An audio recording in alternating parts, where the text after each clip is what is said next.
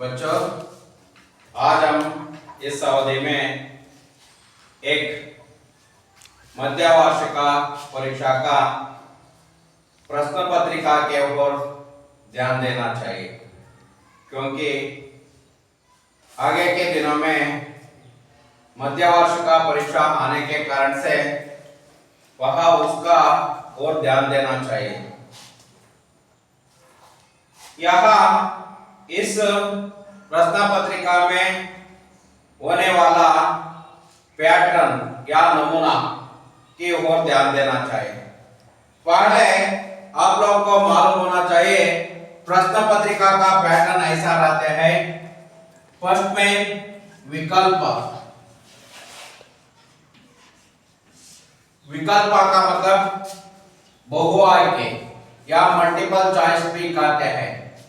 उसमें सही उत्तर लिखना चाहिए। एक प्रश्न के लिए 4 ऑप्शन देते हैं। उस 4 ऑप्शन में कोई सही उत्तर को आप लोग लिखना चाहिए। ऐसा 8 प्रश्न लाते हैं। ऐसा 8 प्रश्न अगर मतलब ಗೊತ್ತಾಗೆ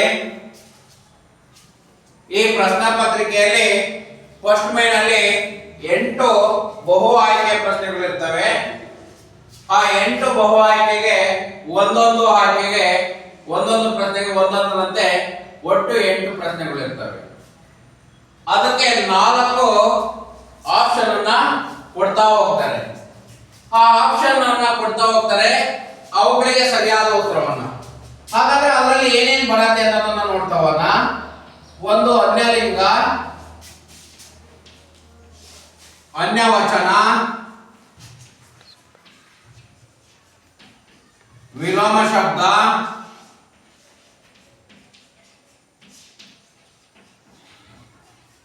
पर्यायवाची,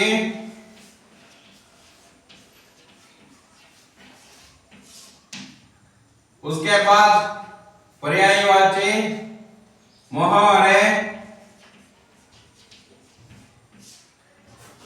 चिन्ह, संधि, समास, प्रेरणार्थक क्रिया,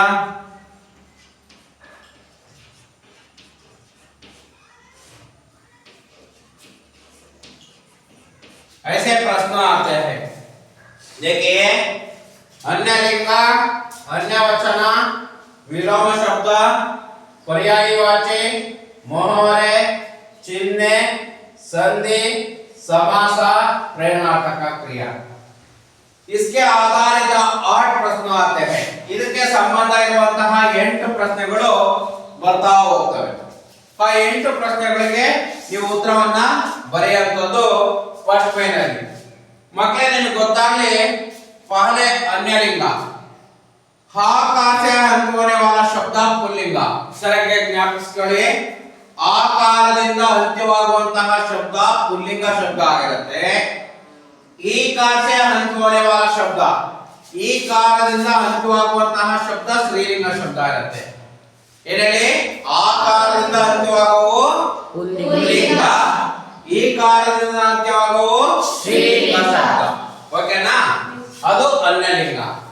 ಅದಾದ್ಮೇಲೆ अन्यवचन, ನಾನು ಹೇಳಿದ್ದೆ ಮಕ್ಕಳೇ, आप लोगों को मालूम है ए के ऊपर चंद्र बिंदु, एकार,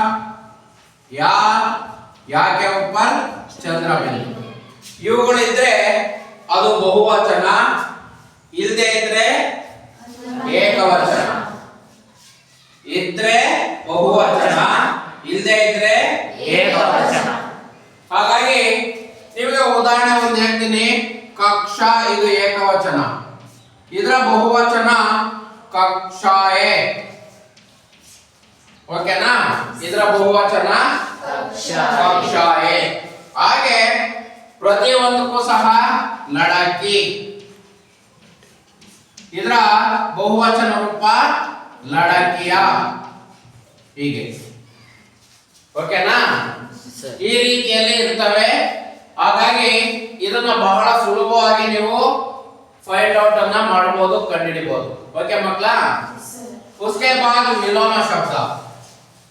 ವಿಲೋಮ ಶಬ್ದಕ मतलब ವಿರುದ್ಧಾರ್ಥಕ ಶಬ್ದ. ನಿಮ್ಮ ಪಾಠದಲ್ಲಿರುವಂತಹ ಯಾವುದಾದ್ರೂ ವಿರುದ್ಧಾರ್ಥಕ ಶಬ್ದಗಳನ್ನ ಕೊಟ್ಟಿರ್ತಾರೆ, ಆ ವಿರುದ್ಧಾರ್ಥಕ ಶಬ್ದಗಳನ್ನ ಬರೆಯುವಂತದ್ದು. ಅದಾದ ಮೇಲೆ ಪರ್ಯಾಯವಾಚಿ ಶಬ್ದ का मतलब ಸಮಾನಾರ್ಥಕ ಶಬ್ದ. ಆ ಯಾವುದೋ ಒಂದು ಪದ ಕೊಟ್ಟಿರ್ತಾರೆ, ಸಮಾನಾರ್ಥಕ ಶಬ್ದವನ್ನ ಬರೆಯುವಂತದ್ದು. ಅದಾದ್ಮೇಲೆ ಮೊಹವರೆ. ಮೊಹವರೆ ಅಂದ್ರೆ ಯಾವುದಾದ್ರೂ ಒಂದು ಶಬ್ದ ಕೊಟ್ಟಿರ್ತಾರೆ, ಅದರ ಮೊಹವರೆ ಅರ್ಥವನ್ನ ಬರೆಯುವಂತದ್ದು. ಚಿಹ್ನೆಗಳು ಗೊತ್ತಿದೆ, ಬಹಳ ಸುಲಭ. ಅಲ್ಪ, ಅರ್ಥ, ಪೂರ್ಣ, ಪ್ರಶ್ನವಾಚಕ, ವಿಸ್ಮಯಾದಿಬೋಧಕ. Okay, once again I will repeat. ಅಲ್ಪ ವಿರಾಮ, ಅರ್ಧ ವಿರಾಮ, ಪೂರ್ಣ ವಿರಾಮ, ಪ್ರಶ್ನಾರ್ಥಕ, ವಿಸ್ಮಯಾದಿಬೋಧಕ. ಓಕೆನಾ? ಈ ಚಿಹ್ನೆಗಳು ಇರ್ತವೆ. ಈ ಚಿಹ್ನೆಯಲ್ಲಿ ಯಾವ್ದಾದ್ರು ಒಂದು ಚಿಹ್ನೆ ಬಂದಿರತ್ತೆ, ಅದಕ್ಕೆ ಬರೆಯುವಂತದ್ದು. ಅದಾದ್ಮೇಲೆ ಸಂಧಿ. ಸಂಧಿ ಗೊತ್ತಿದೆ, ಆ ಪ್ಲಸ್ ಆ ಇಸ್ ಈಕ್ವಲ್ ಟು ಆ ಬಂದ್ರೆ ದೀರ್ಘ ಸಂಧಿ. ಈ ಆ ಪ್ಲಸ್ ಇ ಬಂದ್ರೆ ಗುಣ ಸಂಧಿ. ಆಕಾರದ ಎದುರಿಗೆ ಈ ಕಾರ ಬಂದು ಏಕಾರವಾದ್ರೆ ಗುಣದ ಸಂಧಿ. ಹೀಗೆ ಇರುತ್ತೆ ಸಂಧಿಗಳು. ಅದಾದ್ಮೇಲೆ ಸಮಾಸ ಇರುತ್ತೆ. ಸಮಾಸದಲ್ಲಿ ನಾನು ಒಂದೆರಡನ್ನು ಹೇಳಿದ್ದೆ ಮಾತ್ರ, ದ್ವಂದ್ವ ಮತ್ತು ದ್ವಿಗು ಸಮಾಸ. ದ್ವಂದ್ವ ಸಮಾಸದಲ್ಲಿ ನಡುವೆ ಗೆರೆ ಇದ್ರೆ ದ್ವಂದ್ವ ಸಮಾಸ, ಸಂಖ್ಯಾವಾಚಕ ಇದ್ರೆ ದ್ವಿಗು ಸಮಾಸ, ತತ್ಪುರುಷ ಸಮಾಸ ಆಗಿದ್ರೆ ಕಾಕಾರದಿಂದ ಬರುತ್ತೆ ಅಂತವು ಯಾವುದು ತತ್ಪುರುಷ ಸಮಾಸ ಇರುತ್ತೆ. ಮಕ್ಕಳೇ, ಅದಾದ್ಮೇಲೆ ಪ್ರೇರಣಾರ್ಥಕ ಕ್ರಿಯೆ. ಇದು ಬಹಳ ಸುಲಭವಾಗಿರುತ್ತೆ. ನಡುವಿನ ಅಕ್ಷರಕ್ಕೆ ಸಿಂಚನ, ನಡುವಿನ ಅಕ್ಷರಕ್ಕೆ ಆಕಾರವನ್ನು ಜೋಡಿಸೋದ್ರಿಂದ, ನಡುವಿನ ಅಕ್ಷರಕ್ಕೆ ಆಕಾರವನ್ನು ಜೋಡಿಸೋದ್ರಿಂದ ಏನಾಗುತ್ತೆ, ಅದು ಪ್ರಥಮ ಪ್ರೇರಣಾರ್ಥಕ ಆಗುತ್ತೆ. ಉದಾಹರಣೆಗೆ ಪಟ್ನ ಇದೆ, ಅದರ ಪ್ರಥಮ ಪ್ರೇರಣಾರ್ಥಕ ಪಡಾನ ಆಗತ್ತೆ. ಯಾಕೆಂದ್ರೆ ಡಾಕ್ಕೆ ಆಕಾರವನ್ನು ಜೋಡಿಸಿದೀವಿ, ಹಾಗಾಗಿ ಪಡಾನ ಆಗತ್ತೆ. ಓಕೆನಾ? ಈ ರೀತಿಯಲ್ಲಿ ಇರುತ್ತೆ.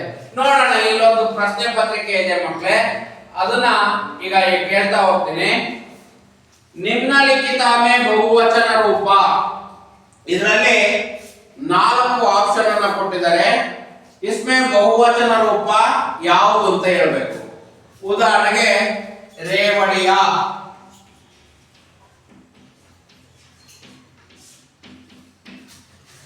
ರೇವಡಿಯ,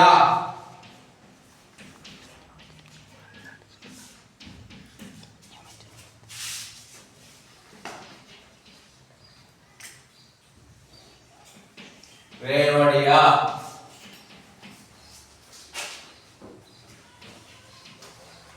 ರೇವಡಾಯ. ಮಕ್ಕಳೇ, ಇಲ್ಲಿದೆ ಬಹಳ ಕನ್ಫ್ಯೂಸ್ ಆಗೋ ರೀತಿಯಲ್ಲಿ ಕೊಟ್ಟಿದ್ದಾರೆ, ಹೌದಲ್ವಾ?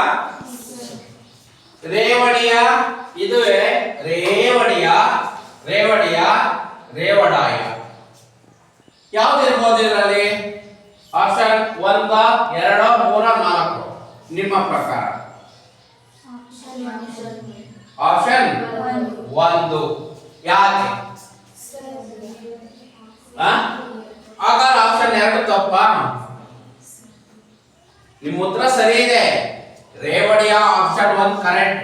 ಯಾಕೆಂದ್ರೆ ರೇವಡಿಯ ಅಲ್ಲ, ಆಮೇಲೆ ಯಾವುದೇ ಒಂದು ಬಹುವಚನ ಆಗ್ಬೇಕಾದ್ರೆ ಏಕವಚನದಿಂದ ನೋಡಿ, ಈ ಕಾರ ಏನಿದೆ ಏನಾಯ್ತು, ಈ ಕಾರ ಆಯ್ತು ನೋಡಿ, ಆಗ್ಬೇಕಲ್ವಾ? ಈ ಕಾರ ಇದೆ, ನಾವ್ ಯಾವ ಕಡೆ ಬರ್ಬೇಕು, ಆ ಕಡೆ ಹೋಗ್ಬೇಕು. ಡಿ ಇದ್ದಿದ್ದು ಡಿ ಇದ್ದಿದ್ದು ಏನಾಗುತ್ತೆ, ಡಿ ಆಯ್ತು. ಹೌದಾ ಮಕ್ಕಳ? ಹಾಗಾಗಿ ಇಲ್ಲಿ ನೋಡಿ, ಅದರಿಂದ ಇದು ತಪ್ಪಾಗತ್ತೆ, ಹೌದಲ್ವಾ? ನೆಕ್ಸ್ಟ್ ಇದಂತೂ ಆಪ್ಷನ್ ಗೆ ಬರಲ್ಲ, ರೇವಡಯ್ಯ. ಗೊತ್ತಾಯ್ತಾ? ರೇವಡಿ ಅನ್ನೋದಕ್ಕೆ ಬರದೇ ಇಲ್ಲ. ಹಾಗಾಗಿ ಸರಿಯಾದ ಉತ್ತರ ಇದು ಬಹುವಚನ. ಓಕೆನಾ?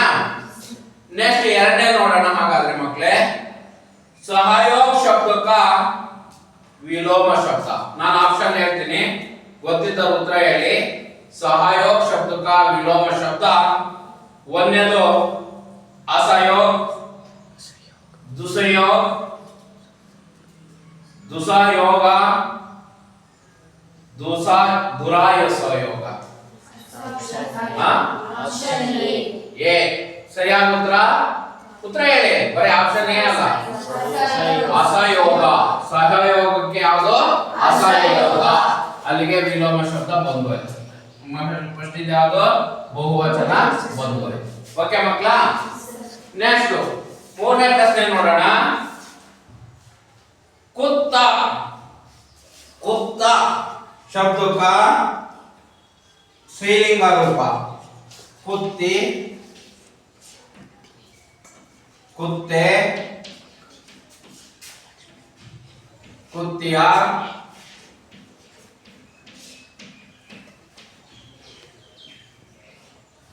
कुत्ती बिंदु इಟ್ಟಿದ್ದಾರೆ ಯಾವ ಸರಿಯಾದ ಉತ್ತರ कुत्ती कुत्ता कुत्ती फर्स्ट ऑप्शन ए नेक्स्ट त्रिधारा त्रिधारा इस समास का उदाहरण त्रिधारा त्रिधारा कौन सा समास है ಇದಕ್ಕೆ ಯಾವ ಸಮಾಸಕ್ಕೆ ಉದಾಹರಣೆ ಹೆಂಗೆ 3 ಅಂದ್ರೆ ಎಷ್ಟು 3 ಹಾಗಾಗಿ ಇದು ಎಂತದು ಸಂಖ್ಯಾವಾಚಕ ಶಬ್ದ ಹಾಗಾಗಿ ಇದು ಯಾವ ಸಮಾಸ ದ್ವಿಗು ಸಮಾಸ ಓಕೆನಾ ನೆಕ್ಸ್ಟ್ ಅದಾದ್ಮೇಲೆ बुनियादी शब्द का पर्यायवाची शब्द बुनियादी का पर्यायवाची शब्द ऑप्शन ಹೇಳಿದ್ದಾರೆ ನೋಡಿ ಮಕ್ಕಳೇ ನಾವು ನೀವು ನೀನ್ ಪ್ರಭಾವ ಇದಕ್ಕೆ ಸರಿಯಾದ ಉತ್ತರ ನಿಮಗೆ ಗೊತ್ತಿರಲಿ ನಾನು ಹೇಳ್ತೀನಿ ಬುನಿಯಾದಿ का ಸಮಾನಾರ್ಥಕ ಅಥವಾ ಪರ್ಯಾಯವಾಚಿ ಶಬ್ದ ನೀವು ಅಂದ್ರೂ ಸಹ ತಳಪಾಯ ಬುನಿಯಾದಿ ಅಂದ್ರೂ ತಳಪಾಯ ನೀವು ಅಂದ್ರೂ ತಳಪಾಯ ಬೇಸ್ಮೆಂಟ್ ಅಂತೀವಲ್ಲ ಓಕೆನಾ ನೆಕ್ಸ್ಟ್ ಅದಾದ್ಮೇಲೆ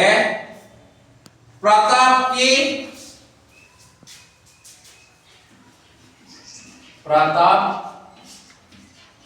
की शक्ल बसंत डैश मिलती है ಇಲ್ಲಿ ಕಾರ ಕೊಟ್ಟಿದ್ದಾರೆ ಮಕ್ಕಳೇ ಕಿ ಕೊಟ್ಟಿದ್ದಾರೆ ನೇ ಕೊಟ್ಟಿದ್ದಾರೆ ಸೆ ಕೊಟ್ಟಿದ್ದಾರೆ ಕೆ ಕೊಟ್ಟಿದ್ದಾರೆ ಯಾವುದು प्रताप की शक्ल डैश बसंत डैश मिलती है ऑप्शन 4 ಕೊಟ್ಟಿದ್ದಾರೆ ಯಾವುದು ಇರಬಹುದು ಕೇನೋ ನೇನೋ ಸೇನೋ ಕೇನೋ ಸರಿಯಾಗಿ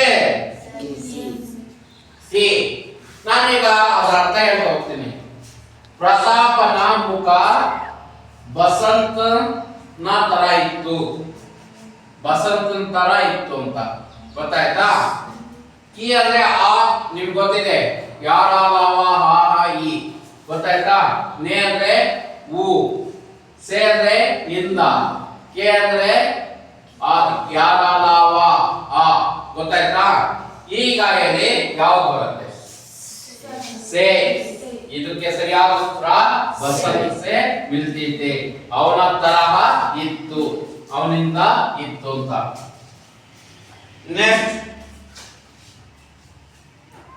ನೋಡಿ सतीश विवेक और विनय तीनों पढ़ रहे हैं इस वाक्य के लिए उपयुक्त विराम चिन्ह कौन सा है ಈ ವಾಕ್ಯದಲ್ಲಿ ಉಪಯೋಗ ಮಾಡಿರುವಂತಹ ಚಿಹ್ನೆ ಯಾವುದು ಅಂತ ಕೇಳಿದ್ದಾರೆ ಗೊತ್ತಾಯ್ತಾ ನೋಡಿ ಮಕ್ಕಳೇ ಅದನ್ನ ಈ ಕೊನೆ ಚಿಹ್ನೆ ಕೊಟ್ಟಿದ್ದಾರೆ ಚಿಹ್ನೆ ಕೊಟ್ಬಿಟ್ಟು ಆಪ್ಷನ್ ಅಲ್ಲಿ ಏನು ಕೊಟ್ಟಿದ್ದಾರೆ ಈ ಕೊಟ್ಟಿದ್ದಾರೆ ಈ ಕೊಟ್ಟಿದ್ದಾರೆ ಈ ಕೊಟ್ಟಿದ್ದಾರೆ ಇನ್ನೊಂದು ಈ ಕೊಟ್ಟಿದ್ದಾರೆ ವಾಕ್ಯದಲ್ಲಿ ಯಾವ ಚಿಹ್ನೆ ಕೊಟ್ಟಿದ್ದಾರೆ ಈ ಚಿಹ್ನೆ ಕೊಟ್ಟಿದ್ದಾರೆ ಹಾಗಾದ್ರೆ ಆಪ್ಷನ್ ಅಲ್ಲಿ ಯಾವುದು ಉತ್ತರ ಯಾವುದು ಒಂದನೇದು ಪೂರ್ಣ ವಿರಾಮ ಅವ್ರು ಏನು ಕೊಟ್ಟಿಲ್ಲ ಆ ಯಾವ ಚಿಹ್ನೆಯನ್ನು ಉಪಯೋಗಿಸಿದ್ದಾರೆ ಅಂತ ಕೊಟ್ಟಿದ್ದಾರೆ ಇಲ್ಲಿ ಮೇಲೆ ವಾಕ್ಯದಲ್ಲಿ ಈ ಚಿಹ್ನೆ ಉಪಯೋಗಿಸಿದ್ದಾರೆ ಹಾಗಾಗಿ ಅದು ಸರಿಯಾದ ಉತ್ತರ ಇದೇ ಚಿಹ್ನೆ ಅರ್ಥ ಆಯ್ತಲ್ಲ ಹೀಗಿರುತ್ತೆ ಈ ತರದ 8 ಪ್ರಶ್ನೆಗಳು ಬರ್ತವೆ ಮಲ್ಟಿಪಲ್ ಚಾಯ್ಸ್ ಅಲ್ಲಿ ಓಕೆನಾ ಮಕ್ಕಳ ಸೆಕೆಂಡ್ ಮೇನ್ ಹೋಗೋಣ ಸೆಕೆಂಡ್ ಮೇನ್ ಅಲ್ಲಿ ಅನುರೂಪಕ.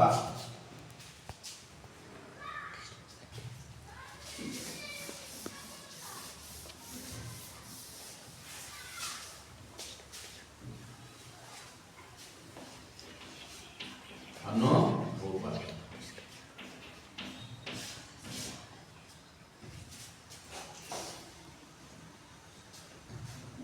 ಈ ತರದ 4 ಪ್ರಶ್ನೆಗಳಿರ್ತವೆ ಮಕ್ಕಳೇ. ಎಷ್ಟಿರ್ತವೆ? 4. ಓಕೆನಾ? ನೋಡ್ತಾ ಹೋಗೋಣ 4 ಪ್ರಶ್ನೆ. ಅನುರೂಪಕ ಅಂದ್ರೆ ನಿಮ್ಗೆಲ್ಲ ಗೊತ್ತಿದೆ. ಒಂದನೇ ಪದಕ್ಕೆ ಸಂಬಂಧ ಇರುವಂತಹ ಎರಡನೇ ಪದವನ್ನು ಕೊಡ್ತಾರೆ. ಎರಡನೇ ಆಗ ಮೂರನೇ ಪದವನ್ನು ಕೊಟ್ಟಿರ್ತಾರೆ. ನೀವೇನ್ ಬರಬೇಕು? 4ನೇ ಪದವನ್ನ ಬರಿಬೇಕು. ಅದಕ್ಕೆ ಸಂಬಂಧ ಇರುವಂತಹ 4ನೇ ಪದವನ್ನ ಬರಿತಾ ಹೋಗ್ಬೇಕು. ಗೊತ್ತಾಯ್ತಾ? ಒಂದನೇ ಪದಕ್ಕೆ ಸಂಬಂಧ ಇರುವಂತಹ ಏನ್ ಮಾಡ್ತಾರೆ? ಎರಡನೇ ಪದ ಕೊಟ್ಟಿರ್ತಾರೆ. ಎರಡನೇ ಪದಕ್ಕೆ ಸಂಬಂಧ ಇರುವಂತಹದ್ದು ಏನ್ ಮಾಡ್ತಾರೆ? ಮೂರನೇ ಪದ.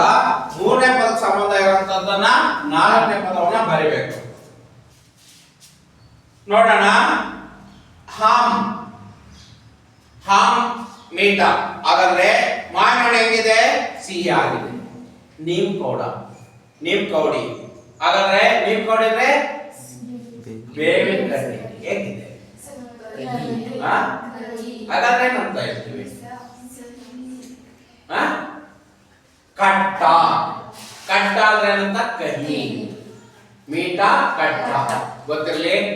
ನಾವು ಹೇಳಿದಂತ ಸಂದರ್ಭದಲ್ಲಿ ಅದನ್ನ ಬರ್ಕೊಳ್ಳಿ. ಯಾವ್ದಾರು ಗೊತ್ತಿಲ್ಲ ಅಂದಾಗ ಸುಮ್ಮನೆ ಕುತ್ಕೊಂಬೇಡಿ, ಬರ್ಕೋಬೇಕು. ನಿಮ್ ನೋಟ್ಸ್ ಅಲ್ಲೇ ಬರ್ಕೊಳ್ಳಿ. ಲಾಸ್ಟ್ ಪೇಜ್ ಅಲ್ಲಿ ಮೀಠ ಇದನ್ನ ಉದಾಹರಣೆಗೆ ಆ ಮೀಠ, ನೀಮ್ ಕೌಡಿ ಕಟ್ಟ. ಗೊತ್ತಾಯ್ತಾ? ಹಾಗೆ ನಿಮ್ಮ ನೋಟ್ಸ್ ಅಲ್ಲಿ ಲಾಸ್ಟ್ ಪೇಜ್ ಅಲ್ಲಿ ಬರ್ಕೊಂತ ಹೋಗ್ಬೇಕು ಇಂಪಾರ್ಟೆನ್ಸ್ ಅನ್ನ. ನೋಡಿ, ಈಗ ಇನ್ನೊಂದು ಕೇಳ್ತೀನಿ, ಗಮನ ಇಟ್ಟು ಕೇಳಿ. ಪರಿಯಾರಿ ತ್ಯಾಜ್ನ. ಪರಿಯಾರಿ ತ್ಯಾಜ್ನ ಕರಾತ. Very good. ಯಾರು ಹೇಳಿದರು? ಈಶ್ವರಿ. ಕರಾತ ಸೃಷ್ಟಿಕರ್ತ. ಪರಿಯಾರ್ ತ್ಯಾಜ್ನ ಅಂದ್ರೆ ಕರಾತ ಸೃಷ್ಟಿಕರ್ತ. ಶತ ಶತ ಶತ ಶತ ದ್ವಿರುಕ್ತಿ ಅರೆ ಬರೆ. ಶತ ಶತ ದ್ವಿರುಕ್ತಿ ಅರೆ ಬರೆ ಶಬ್ದ ಯುಗಮ. ಶಬ್ದ ಯುಗಮ. ನೆಕ್ಸ್ಟ್, ಗಿರಿ ಅಂದ್ರೆ ಸಮಾನಾರ್ಥಕ ಶಬ್ದ. ಗಿರಿಗೆ ಸಮಾನಾರ್ಥಕ ಶಬ್ದ ಪಹಾಡ್. ಗಿರಿ ಅಂದ್ರೂ ಅದೇ, ಪಹಾಡ್ ಅಂದ್ರೂ ಅದೇ. ವಾರಿ. ವಾರಿ. ವಾರಿಗೆ ಸಮಾನಾರ್ಥಕ ಶಬ್ದ ಯಾವುದು? ಅಭಿನವ ಮನುಷ್ಯದಲ್ಲಿ ಇದೆಯಲ್ಲ, ಜಲ್. Very good Eshwari. ವಾರಿ का ಸಮಾನಾರ್ಥಕ ಶಬ್ದ ಜಲ್. ಹೀಗೆ ಪ್ರಶ್ನೆ ಇರ್ತವೆ. ಅವು 4 ಇರ್ತವೆ. ಓಕೆ ಮಕ್ಕಳ? ಅದಾದ್ಮೇಲೆ ಈಗ ಏಕವಾಕ್ಯದ ಪ್ರಶ್ನೆಗಳಿಗೆ ಹೋಗೋಣ. ಅವು ಸಹ 4 ಇರ್ತವೆ ಮಕ್ಕಳೇ. 4 ಅಂಕಕ್ಕೆ ಇರ್ತವೆ. ಇವೆಂತವು? ಏಕವಾಕ್ಯ. ಒಂದು ವಾಕ್ಯದಲ್ಲಿ ಏನಂತವು ನೋಡ್ತಾ ಹೋಗೋಣ. ಒಂದು ವಾಕ್ಯದ ಹಾಗಾದ್ರೆ ನೋಡಿ, ಗಮನ ಇಟ್ಕೆ ಪ್ರಶ್ನೆಯನ್ನ. लेखिका ने गिल्लू के गावों पर क्या लगाया है? ಲೇಖಕರು ಗಿಲ್ಲುವಿನ ಗಾಯದ ಮೇಲೆ ಏನನ್ನ ಹಾಕಿದರು? ಹೇಳಿ. ಕರೆಕ್ಟ್, ಸರಿಯಾದ ಉತ್ತರ.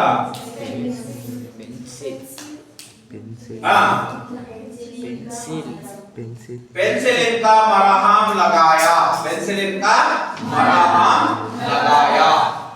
सरियाद उत्तर. अब्दुल कलाम जी के बड़ी बहन की नाम क्या थी? कौन थी अथवा नाम क्या थी? ಅಬ್ದುಲ್ ಕಲಾಂ ಅವರ ಅಕ್ಕನ ಹೆಸರು ಏನು? ಯಾರಿಗಾರ ಗೊತ್ತಿದೆಯಾ? ಅಬ್ದುಲ್ कलाम का बड़ी बहन का नाम. बड़ी बहन का नाम ಒಂದು ಅಕ್ಷರ ಬರ್ತಿದ್ದೀನಿ.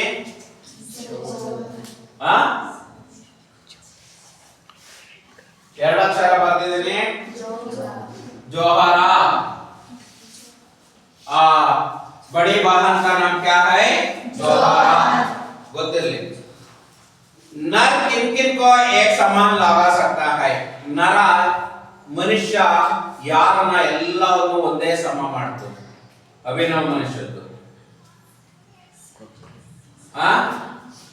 नर किन किन को एक समान लगा सकता है? 3 ಪಾಯಿಂಟ್ ಇದಾವೆ ಲಾಸ್ಟ್ ಲೈನ್ ಅಲ್ಲಿ, ಸೆಕೆಂಡ್ ಪ್ಯಾರಾದಲ್ಲಿ. ಇನ್ಯಾವ ತರ ಕ್ಲಿಕ್ ಕೊಡಬೇಕು ಗೊತ್ತಿಲ್ಲ. ಲಾಸ್ಟ್ ಲೈನ್ ಅಲ್ಲಿ ಮೂರೇ ವರ್ಡ್ ಇರಬೇಕಾದ್ರೆ ನಾನು ಬಹಳ ಸಲ ರಿಪೀಟ್ ಮಾಡಿಸಿದ್ದೀನಿ. विद्या नदी गिरी सागर, नदी गिरी सागर वहां लगा सकता है. नेक्स्ट बड़ा इजी है. इंटरनेट बैंकिंग द्वारा क्या भेजा जा सकता है? इंटरनेट बैंकिंग ಮೂಲಕ ಏನನ್ನ ಕಳಿಸಿಕೊಡಬಹುದು? ರಕಮ್. ಏನ್ ಹೇಳಿ? ರಕಮ್. ಓಕೆನಾ? ಇವು ಒಂದು ಅಂಕದ ಪ್ರಶ್ನೆಗಳು. ಇದಾದ ಮೇಲೆ ಮಕ್ಕಳೇ दो तीन वाक्य, ಇದು एक वाक्य, दो या तीन वाक्य. 8 ಪ್ರಶ್ನೆ ಇರ್ತವೆ, 2 ಅಂಕದವು, 16 ಅಂಕಗಳು. ನೋಡಿ, ನಾವು ಒಳ್ಳೆ ಅಂಕ ಪಡಿಬೇಕು ಅಂತ ಯಾರು ಅನ್ಕೊಂಡಿದ್ದೀರೋ 2 या 3, 3 या 4 ಅಂಕ, 4 ವಾಕ್ಯ ಅವುಗಳನ್ನ ಕಲಿಬೇಕು. ಯಾಕೆಂದ್ರೆ 3 या 4 ಅವು 9 ಪ್ರಶ್ನೆ ಇರ್ತವೆ, 3 ಅಂಕಕ್ಕೆ. 9 3 27 ಮಾರ್ಕ್ಸ್. ಎಲ್ಲಿ ಯಾರು ಒಳ್ಳೆ ಅಂಕ ಪಡಿತೀರಾ ಅವರು ಮಾತ್ರ ಒಳ್ಳೆ ಅಂಕವನ್ನ ಪಡೆಯಬಹುದು. ನೋಡೋಣ, 2 ಅಂಕದ ಪ್ರಶ್ನೆಗಳನ್ನ ನೋಡ್ತಾ ಹೋಗೋಣ. ಸುಲಭ ಇದೆಯೋ ಕಷ್ಟ ಇದೆಯೋ ನಿಮಗೆ ಬರುತ್ತೋ ಇಲ್ವೋ ಅನ್ನೋದು ನೀವೇ ಅನಾಲಿಸಿಸ್ ಮಾಡಿ. ನಾನು ಪ್ರಶ್ನೆ ಹೇಳಿದ್ರೆ ನಿಮ್ಮ ಮೈಂಡ್ ಅಲ್ಲಿ ಬರುತ್ತೆ ಒಂದು, ಈ ಪ್ರಶ್ನೆ ನನಗೆ ಬರುತ್ತೆ ಇಲ್ವೋ ಅಂತ. ಹೌದಲ್ವಾ? ನನಗೆ ಉತ್ತರ ಗೊತ್ತಿದೆ ಇಲ್ಲ ಅನ್ನೋದು ನಿಮಗೆ ಗೊತ್ತಾಗುತ್ತೆ. ಯಾವುದು ಉತ್ತರ ಗೊತ್ತಿಲ್ಲ ಅನ್ಸತ್ತೋ ಅದನ್ನ ನೀವು ಕಲಿಬೇಕು. ಗೊತ್ತಾಯ್ತಾ? ಆ ಪ್ರಶ್ನೆ ಬರ್ಕೊಂಡು ಕಲಿಯೋದಕ್ಕೆ ಪ್ರಯತ್ನ ಮಾಡಿ. ಆಗ ಖಂಡಿತ ನೀವು ಇವಾಗ ಸಕ್ಸಸ್ ಆಗ್ತೀರಾ. ನೋಡೋಣ, दुकानदार ने लेखक से क्या कहा? दुकानदार ने लेखक से क्या कहा? ಯಾರಾದ್ರೂ ಹೇಳ್ತೀರಾ? ಹೇಳಿ. दुकानदार ने कहा, बाबूजी बड़े मजेदार सेब आए हैं, काश कश्मीर जाए, खाकर तबीयत खुश हो जाएगी. ವೆರಿ ಗುಡ್, ಬಹಳ ಚೆನ್ನಾಗಿ ಹೇಳಿದ್ರು. ಗೊತ್ತಾಯ್ತಾ? ಉತ್ತರ ಬಹಳ ಚೆನ್ನಾಗಿ ಹೇಳಿದ್ರು. मातृभूमि के प्राकृतिक सौंदर्य का वर्णन कीजिए. ಮಾತೃಭೂಮಿಯ ಪ್ರಾಕೃತಿಕ ಸೌಂದರ್ಯವನ್ನ ವರ್ಣನೆ ಮಾಡಿ. ಯಾರು ಹೇಳ್ತೀರಾ? Very good. कवि भगवती चरण वर्मा जी के भारत के प्रकृति सौंदर्य का वर्णन कहते हुए कहते हैं कि भारत के हरे भरे खेत सुंदर है, फल फूलों से भरा हुआ वन और उपवन है.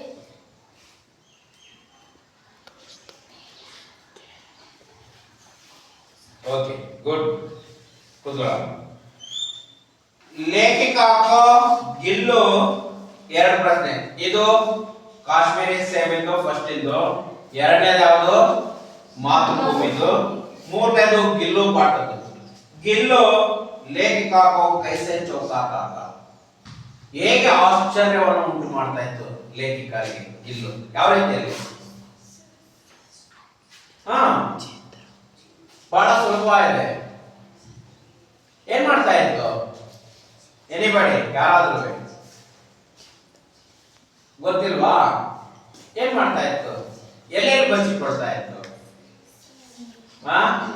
फूलदानों के फूलों में छिपा जाते थे, पर्दे के चन्नटे में छिपा जाते थे, और सोजुई के पत्तियों में फूल छिपा देते थे. ಗೊತ್ತಾಯ್ತಲ್ಲ? ಇದು ಉತ್ತರ. ಜೈನಾಲುದ್ದೀನ್ ನಮಾಜ್ के बारे में क्या कहते हैं? ಜೈನಾಲುದ್ದೀನ್ ಅವರು ನಮಾಜಿನ ಬಗ್ಗೆ ಏನಂತ ಹೇಳಿದ್ರು? ಯಾರು ಹೇಳ್ತೀರಾ? ನಮಾಜ್ ಬಗ್ಗೆ ಯಾರಿಗೂ ಗೊತ್ತಿಲ್ಲ, ಕಲಿಬೇಕು. इंटरनेट का क्या है? इंटरनेट ना अर्थ ಏನು? इंटरनेट अनगिनत कंप्यूटरों की संबंध स्थापित करने का एक दूसरे से संबंध स्थापित करने का जाल है. गुड. चलो, दिनाकर जी के अनुसार मानव का सही परिचय क्या है? ನಾನು ಹೇಳಿದ್ದೀನಿ ಈ ಪ್ರಶ್ನೆ ಬಹಳ ಸಲ ರಿಪೀಟ್ ಆಗುತ್ತೆ ಅಂತ. ಈ ಬಾರಿನೂ ಬಂದಿತ್ತು ಮಕ್ಕಳೇ, ಗೊತ್ತಿತ್ತಾ? ಏನ್ ಹೇಳಿ ಉತ್ತರ? ಧನಲಕ್ಷ್ಮಿ ಬರ್ದಿದ್ದಾರೆ, ಗುಡ್, ಹೇಳಮ್ಮ. दिनकर जी के अनुसार आज मनुष्य ने प्रकृति प्राप्त कर ली है। यह उसकी साधन स्नेह बांधन मानव के बीच में स्नेह बांधना नहीं है। ಅಷ್ಟೇ ಕಲಿಬೇಕು. ಶನಿ ಅದಾಯ್ತು. ಶನಿ एक सुंदर ग्रह है कैसे? शनि ಒಂದು ಸುಂದರ ಗ್ರಹ ಏಕೆ? ಯಾಕೆ? उसका परिसर, उसका प्राकृतिक सौंदर्य वहाँ बहुत आर डाल दिया है। वहाँ का वातावरण में बहुत सुंदर है, इसलिए एक सुंदर ग्रह है। शनि का निर्माण किस प्रकार हुआ है? शनिಯ ನಿರ್ಮಾಣ ಯಾವುದರಿಂದ ಆಗಿದೆ? ಯಾರು ಹೇಳ್ತೀರಾ? ಯಾರಿಗೆ ಗೊತ್ತಿಲ್ಲ? Hydrogen, very good. Liquid, helium, methane, ammonia. Hydrogen, helium, methane, ammonia. ಇದು ಉತ್ತರ. ಓಕೆನಾ? ಸಿಡೋ. ಇಲ್ಲಿಗೆ 8 ಪ್ರಶ್ನೆ ಇದ್ದು 8ಕ್ಕೆ ನಿಮ್ಗೆ ಎಷ್ಟು ಗೊತ್ತಿದೆ ಅಂತ ನಿಮ್ಗೆ ಗೊತ್ತಾಗಿರುತ್ತೆ, ಹೌದಲ್ವಾ ಮಕ್ಕಳ? 8 ಪ್ರಶ್ನೆಗಳಿಗೆ ನಿಮ್ಗೆ ಎಷ್ಟೆಷ್ಟು ಅಂತ ಗೊತ್ತಿರತ್ತೆ. ಅಷ್ಟನ್ನ ಇನ್ನು ಯಾವ ಗೊತ್ತಿಲ್ಲ ಅವನ್ನ ಕಲಿಯೋದಕ್ಕೆ ಪ್ರಯತ್ನ ಮಾಡಿ. ಓಕೆನಾ? ಅದಾದ್ಮೇಲೆ ಈಗ 3 ಅಂಕದ ಪ್ರಶ್ನೆಗಳಿಗೆ ಹೋಗೋಣ. 3 4 27 ಅಂಕಗಳಿಗೆ ನೋಡೋಣ. 1ನೇ ಪ್ರಶ್ನೆ, सोशल नेटवर्किंग एक क्रांतिकारी खोज है कैसे? सोशल नेटवर्किंग ಎಂಬುವಂತದ್ದು ಒಂದು ಕ್ರಾಂತಿಕಾರಿ ಆವಿಷ್ಕಾರವಾಗಿದೆ ಹೇಗೆ? ಗೊತ್ತಿದೆ ಅಲ್ವಾ? ಈ ಸಲನು ಕೇಳಿದ್ರು ಈ ಪ್ರಶ್ನೆಯನ್ನ. नेक्स्ट, प्रेमचंद्र जी को मिले चारों सेब कैसे थे? ಹಾಗಾದ್ರೆ ನೋಡಿ ಪ್ರಶ್ನೆ ಹೆಂಗ್ ಕೇಳಿದ್ದಾರೆ ಅಂದ್ರೆ, ಪ್ರೇಮಚಂದ್ರ ಅವರಿಗೆ ಸಿಕ್ಕಿದಂತಹ 4 ಸೇಬುಗಳು ಹೇಗಿತ್ತು ಅಂತ ಯಾರು ಹೇಳ್ತೀರಾ? ಹೇಳಿ. पहला सेब सड़ा हुआ था, दूसरा सेब आधा सड़ा हुआ था, तीसरा सेब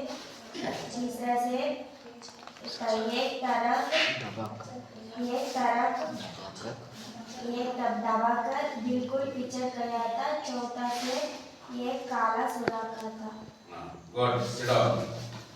अदादमेले गिल्लू के क्रियाकलाप के बारे में लिखिए. ಗಿಲ್ಲುವಿನ ಕ್ರಿಯಾಕಲಾಪದ ಬಗ್ಗೆ ಬರೀತಾ ಹೋಗಿ. ನಾನು ಹೇಳಿದ್ದೀನಿ ಈ ಪ್ರಶ್ನೆ ವೆರಿ ಇಂಪಾರ್ಟೆಂಟ್, 3 ಅಂಕಕ್ಕೆ ಬಂದೇ ಬರುತ್ತೆ ಯಾವಾಗಲೂ ಸಹ ಅಂತ. नेक्स्ट, आधुनिक मानव की भौतिक साधन का विवरण कविता के आधार पर दीजिए. ಈಗಂದ್ರೆ ಆಧುನಿಕ ಮಾನವಕ್ಕೆ ಭೌತಿಕ ಸಾಧನ, ನಿಮಗೆ ಅಭಿನವ ಮನುಷ್ಯನಲ್ಲಿ 1ನೇ ಪ್ರಶ್ನೆ ಇದೆಯಲ್ಲ ಅದೇ ಉತ್ತರ ಗೊತ್ತಾಯ್ತಲ್ಲ? ಅದಕ್ಕೆ ಉತ್ತರ ಇದಾಗಿರುತ್ತೆ. बसंत राजा किशोर के पास क्यों नहीं लौटा? बसंत राजा किशोरನ ಹತ್ರ ಏಕೆ ಬರಲಿಲ್ಲ? नेक्स्ट, अहमद जलालुद्दीन की परिचय दीजिए. अहमद जलालुद्दीन ಅವರ ಬಗ್ಗೆ ಪರಿಚಯವನ್ನ ಕೊಡಿ. ಮಾತೃಭೂಮಿ का स्वरूप कैसे सुशोभित है? ಮಾತೃಭೂಮಿಯ ಸ್ವರೂಪದ ಬಗ್ಗೆ ಹೇಗೆ ಸುಶೋಭಿತವಾಗಿದೆ? ಮಾತೃಭೂಮಿ का ಸ್ವರೂಪ ಅನ್ನೋದು ಹೇಗೆ ಆಗಿದೆ ಅಂತ ಗೊತ್ತಿದೆಯಲ್ಲ? नेक्स्ट, ಒಂದು ಭಾವಾರ್ಥ ಕೊಟ್ಟಿದ್ದಾರೆ ಮಕ್ಕಳೇ. ತುಳಸಿ ಸಾತಿ ವಿಪತಿ ಕೆ ವಿದ್ಯಾ ವಿನಯ ವಿವೇಕ ಸಾಸಿ ಸುಕೃತ ಸತ್ಯವತ ರಾಮ ಭರೋಸೆ. ನಾನು ಹೇಳಿದ್ದೀನಿ ಯಾವುದೇ ಒಂದು ಭಾವಾರ್ಥ ಕೊಟ್ಟಾಗ ಒಂದು ವಾಕ್ಯ ಬರಬೇಕು. ತುಳಸಿದಾಸ್ जी ने लिखा हुआ तुलसी के दोहे में कभी कहते हैं कि ಅಂತ ಬರೆದು ಮುಂದಕ್ಕೆ ಪ್ರಾರಂಭವನ್ನ ಮಾಡಬೇಕು ಅಂತ. ಓಕೆನಾ? ಅದೇ ತರ ಬರೆದ್ರೆ ಅದಕ್ಕೆ 1 ಅಂಕ, ಇನ್ನು ಮುಂದಕ್ಕೆ ಬರೆದ್ರೆ 2 ಅಂಕ ಸಿಗುತ್ತೆ. ಅದಾದ್ಮೇಲೆ ಕನ್ನಡ ಅನುವಾದ ಒಂದು ಪ್ರಶ್ನೆ ಕೊಟ್ಟಿದ್ದಾರೆ. ಗಿಲಹಾರಿयों की जीवन की अवधि 2 वर्ष से अधिक कम नहीं होती. ಗಿಲಹಾರಿ ಅಥವಾ ಅಳಿಲುಗಳ ಜೀವನ 2 ವರ್ಷಕ್ಕಿಂತ ಹೆಚ್ಚಿಗೆ ಇರೋದಿಲ್ಲ. अतः गिल्लू की जीवन यात्रा का अंत ही आ गया है. ಗಿಲ್ಲುವಿನ ಜೀವನ ಯಾತ್ರೆ ಕೊನೆ ದಿನಗಳು ಬಂದು. जिन पर उसने ना कुछ खाया ना वह बहा गया है. ದಿನವಿಡೀ ಅದು ಏನನ್ನೂ ತಿನ್ನಲಿಲ್ಲ, ಹೊರಗೂ ಸಹ ಬರಲಿಲ್ಲ. ನೆಕ್ಸ್ಟ್ ಅದಾದ್ಮೇಲೆ ಮಕ್ಕಳೇ 4 ಪ್ರಶ್ನೆಗಳಿರ್ತವೆ. 4 ಅಂಕದ್ದು. 2 ಅಂದ್ರೆ ಒಂದು ಪದ್ಯ, ಇನ್ನೊಂದು ಪಾಠ. ಗೊತ್ತಾಯ್ತಾ? ಅಲ್ಲಿಗೆ 2 ಇರ್ತವೆ. ಒಂದು ಪಾಠದಿಂದ ಒಂದು ಪ್ರಶ್ನೆ ಬರುತ್ತೆ, ಇನ್ನೊಂದು ಪದ್ಯವನ್ನ ಬರೆಯೋದಕ್ಕೆ ಕೊಡ್ತಾರೆ. ನೋಡೋಣ ಏನಂತ ಕೊಟ್ಟಿದ್ದಾರೆ ಅಂದ್ರೆ, ಬಸಂತ್ ಏಕ್ ಇಮಾನ್ದಾರ್ ಲಡ್ಕಾ ಹೈ ಕೈಸೆ, ಬಸಂತ್ ಒಬ್ಬ ಪ್ರಾಮಾಣಿಕ ಹುಡುಗ ಹೇಗೆ, ಅಥವಾ ರಾಜ್ ಕಿಶೋರ್ ಗೆ ಮಾನವೀಯವಾದ ಪರಿಚಯ ನೀಡಿ, ರಾಜ್ ಕಿಶೋರ್ನ ಮಾನವೀಯ ಗುಣಗಳನ್ನ ಪರಿಚಯವನ್ನ ಮಾಡಿ. ಪದ್ಯ ಕೊಟ್ಟಿದ್ದಾರೆ ಮಕ್ಕಳೇ, ರಾಮನಾಮ. ಗೊತ್ತಾಯ್ತಾ? ಆ ಪದ್ಯ ತುಳಸಿಕೆ ದೋಹೆದು ಕೊಟ್ಟಿದ್ದಾರೆ. ಅದಾದ್ಮೇಲೆ ಗದ್ಯಾಂಶ ಇರುತ್ತೆ ಮಕ್ಕಳೇ, 4 ಅಂಕಕ್ಕೆ ಬಹಳ ಸುಲಭ ಆಗಿರುತ್ತೆ. 4ಕ್ಕೆ 4 ಅಂಕಗಳನ್ನ ಪಡ್ಕೋಬಹುದು ಗದ್ಯಾಂಶದಲ್ಲಿ. ನೆಕ್ಸ್ಟ್ ಅದಾದ್ಮೇಲೆ ಮಕ್ಕಳೇ ಒಂದು 4 ಅಂಕದ ನಿಬಂಧ ಅಥವಾ ಪ್ರಬಂಧ ಅನ್ನುವಂಥದ್ದು ಒಂದು ಇರುತ್ತೆ, ಅದು ಸಹ 4 ಅಂಕಕ್ಕೆ ಇರುತ್ತೆ. ನೋಡೋಣ ಯಾವ್ಯಾವ ನಿಬಂಧವನ್ನು ಕೊಟ್ಟಿದ್ದಾರೆ ಅಂತ ಈ ಪ್ರಶ್ನೆ ಪತ್ರಿಕೆಯಲ್ಲಿ. ಅಂತರ್ಜಾಲ, ಜನಸಂಖ್ಯಾ ಕಿ ಸಮಸ್ಯೆ, ಚಂದ್ರಯಾನ 3. ನಿಮಗೆ ಬರ್ಸಿದ್ದೀನಿ ಜನಸಂಖ್ಯಾ ಕಿ ಸಮಸ್ಯೆ ಬರ್ಸಿದೀವಲ್ವಾ? ಇಂಟರ್ನೆಟ್ ಕ್ರಾಂತಿ ಬರ್ಸಿದೀವಲ್ಲ, ಅಂತರ್ಜಾಲ ಅಂದ್ರೂ ಅದೇ. ಗೊತ್ತಾಯ್ತಾ? ಅದನ್ನು ಬರ್ಸಿದೀವಿ, ಅದರ ಬಗ್ಗೆ ಬರಿತಾ ಹೋಗುವಂತದ್ದು. ನೆಕ್ಸ್ಟ್ ಅದಾದ್ಮೇಲೆ ಒಂದು 5 ಅಂಕದ ಪ್ರಶ್ನೆ ಇರುತ್ತೆ, ಅದು ಪತ್ರ ಲೇಖನ ಆಗಿರುತ್ತೆ. ಒಂದು 5 ಅಂಕದ ಪ್ರಶ್ನೆ, ಅದು ಯಾವ್ದಾಗಿರುತ್ತೆ? ಪತ್ರ ಲೇಖನ ಆಗಿರುತ್ತೆ. ಓಕೆನಾ? ಆ ಪತ್ರ ಲೇಖನದಲ್ಲಿ ಹೀಗಿರತ್ತೆ, ಒಂದು कोई कारण बताते हुए अपने प्रधान अध्यापक के नाम एक छुट्टी पत्र लिखी. ಯಾವುದಾದರೂ ಕಾರಣವನ್ನು ಕೊಡುತ್ತಾ ತಮ್ಮ ಪ್ರಧಾನ ಅಧ್ಯಾಪಕರಿಗೆ ಒಂದು ಚುಟ್ಟಿ ಪತ್ರವನ್ನ ಬರೆಯಿರಿ. ಅಲ್ಲೇ ಕೊಟ್ಟಿದ್ದಾರೆ ನೋಡಿ ಮಕ್ಕಳೇ, ಪ್ರಧಾನ ಅಧ್ಯಾಪಕರಿಗೆ ಬರೀಬೇಕು ಅಂತ. ಕಾರಣ ಏನಂತ ಕೊಟ್ಟಿದ್ದಾರೆ? कोई ಕಾರಣ, ಯಾವುದೇ ಕಾರಣ ಕೊಟ್ಟಿಲ್ಲ. ಅಲ್ಲಿಗೆ ನೀವು ಯಾವ ಕಾರಣನಾದ್ರೂ ಬರೀಬಹುದು. ಗೊತ್ತಾಯ್ತಾ? ಆಗಿದ್ದ ಬಹಳ ಸುಲಭ. ನೀವು ಯಾವ ಕಾರಣ ಕೊಟ್ಟು ಬರೋ, ದಟ್ ಇಸ್ ರೈಟ್ ಆನ್ಸರ್. ಓಕೆನಾ? ಆ ರೀತಿ ಇದೆ. ಅಥವಾ अपनी पढ़ाई के बारे में ಏನನ್ನ बताते हुए अपने पिताजी को एक पत्र लिखिए है. ಹಾಗಂದ್ರೆ ನಿಮ್ಮ ವಿದ್ಯಾಭ್ಯಾಸದ ಬಗ್ಗೆ, ಪ್ರಗತಿ ಬಗ್ಗೆ, ನಿಮ್ಮ ವಿದ್ಯಾಭ್ಯಾಸದ ಪ್ರಗತಿ ಬಗ್ಗೆ ಯಾರಿಗೆ ಪತ್ರ ಬರೀರಿ? ನಿಮ್ಮ ತಂದೆಗೆ ಪತ್ರ ಬರೀರಿ. ಇದು ಪಾರಿವಾರಿಕ ಪತ್ರ. ಯಾವುದು? ನಿಮ್ಮ ತಂದೆಗೆ ಬರೆಯುವಂತದ್ದು. ಹೀಗೆ ಪ್ರಶ್ನೆಗಳನ್ನ ಕೊಟ್ಟಿರ್ತಾರೆ. ಒಟ್ಟು 80 ಅಂಕಗಳಿಗೆ ಇರುತ್ತೆ ನೋಡಿ. ಗೊತ್ತಾಯ್ತಾ? ಎಲ್ಲಾ ಮೇನುಗಳನ್ನು ಹೇಳಿದೀನಿ. ಬಹು ವಿಕಲ್ಪದಿಂದ ಪತ್ರ ಲೇಖನದವರೆಗೂ ಸಹ ಒಟ್ಟು 80 ಅಂಕಗಳಿಗೆ ಪ್ರಶ್ನೆ ಇರುತ್ತೆ ಮಕ್ಕಳೇ. ಬಹಳ ಸುಲಭವಾಗಿರುತ್ತೆ, ನಿಮಗೆ ಅರ್ಥ ಮಾಡಿಕೊಂಡು ಬರೆಯುವಂತದ್ದು. ಓಕೆನಾ? ಈ ಪತ್ರ, ಈ ನಾನು ಮಾಡಿರುವಂತಹ ಪ್ರಶ್ನೆ ಪತ್ರಿಕೆಯಲ್ಲಿ ಯಾರಿಗಾದ್ರೂ ಡೌಟ್ ಇದ್ರೆ ಕೇಳಬಹುದು, ಏನಾದ್ರು ಸಂದೇಹಗಳಿದ್ರೆ ಕೇಳಬಹುದು. ಎನಿ ಡೌಟ್ ಇದೆಯಾ? ಇಲ್ಲ. ಹಾಗಾದ್ರೆ ನೆಕ್ಸ್ಟ್ ಇನ್ನೊಂದು ಪ್ರಶ್ನೆ ಪತ್ರಿಕೆಯನ್ನ ಇನ್ನೊಂದು ದಿನ ಸಾಲ್ವ್ ಮಾಡೋಣ. ಓಕೆನಾ? ಯಾವುದೇ ಪ್ರಶ್ನೆ ಪತ್ರಿಕೆಯನ್ನ ಸಾಲ್ವ್ ಮಾಡ್ಬೇಕಾದ್ರೆ ನಿಮ್ಮ ಬಾಯಿಂದ ಆದಷ್ಟು ಉತ್ತರಗಳು ಬರಲಿ. ಗೊತ್ತಾಯ್ತಾ? ಆಗ ನೀವು ಕಲ್ತಿದ್ದೀರಾ ಅನ್ನೋದು ನಮಗ್ ಬರುತ್ತೆ. ಇಲ್ಲ ಅಂದ್ರೆ ನೀವು ಏನು ಉತ್ತರ ಹೇಳಿಲ್ಲ ಅಂದ್ರೆ ಏನು ಕಲ್ತಿಲ್ಲ ಅಂತ. ಓಕೆನಾ ಅಂತ ಹೇಳ್ತಾ ಮುಗಿಸ್ತಾ ಇದ್ದೀನಿ. ಧನ್ಯವಾದ.